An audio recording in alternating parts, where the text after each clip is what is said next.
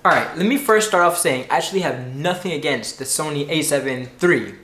And I actually think it's one of the best cameras for the amount of money and all the amount of specs it has. But this video will be me explaining why I won't be upgrading to the a7 III from my a6300. So let's roll the intro. Well, wait, I actually don't have an intro. But I could still roll some slow motion clips I filmed. Hey!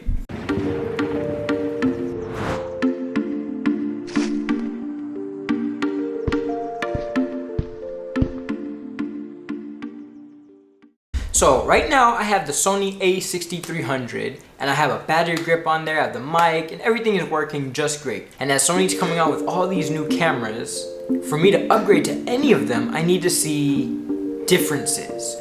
Such as if one camera is shooting 1080p that you have, and the new camera comes out and it's shooting 4K. Boom, that's a big difference in quality, and that could be a reason for you to spend money and upgrade.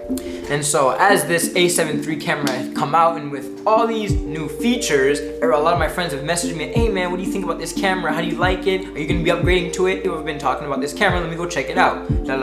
Checked it out, looked at the specs, and I was like, there are a few little specs, but it's not worth me upgrading to. So let me go through all the details and explain to you why. So for me, the main difference I saw right away was that the a7 III was full frame.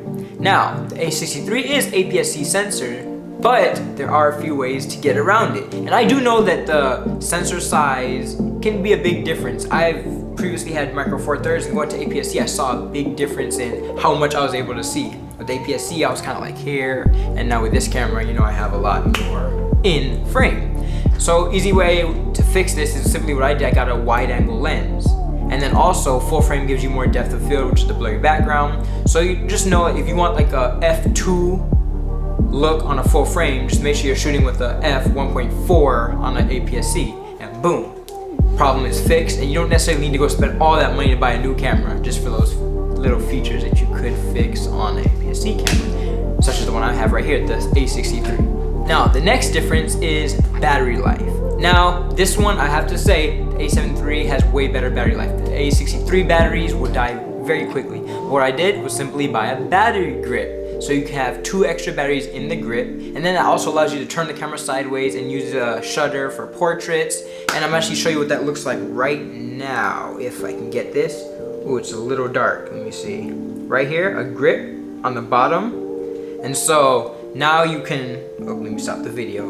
Now your battery problem is fixed. You have 2 extra batteries on your camera, and then it also looks bigger and more professional at the same time. There you go, cheap fix instead of spending all the money to upgrade to the a7 III. Also, the a63 is a lot smaller. I've actually been able to fit it in my pocket with smaller lenses, and you're able to travel and capture the moments as they are, unlike with a bigger camera.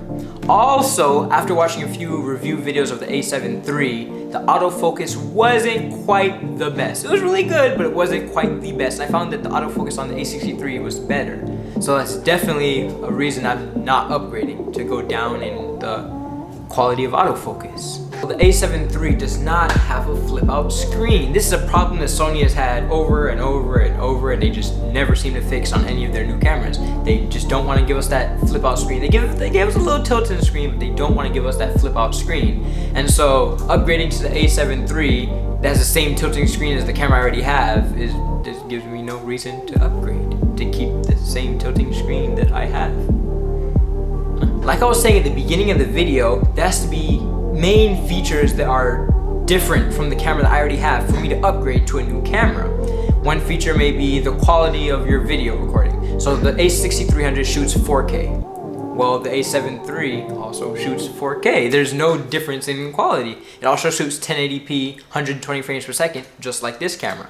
Now, if the a7 III had 1080p at 180 frames per second, that might have been a reason to upgrade. But it doesn't, and all the main features are exactly the same. Even the camera megapixels at 24 megapixels, exactly the same. So no real reason to upgrade. Yes, it's newer technology, it might be a tad bit better, but for the main part, it's the same features in the camera. Well, I think that pretty much wraps it up. This video is gonna be pretty short, so sorry about that. But after I saw everybody kind of flocking over to the a7 III, and when I looked into it, the features weren't that impressive compared to what's already out. And so I just wanted to make a video on explaining why I wouldn't upgrade. This is my opinion, and I'm not saying this camera isn't perfect for anyone else. This camera could be perfect for you. Anyways, I hope you guys enjoyed this video, and I'll see you in the next video.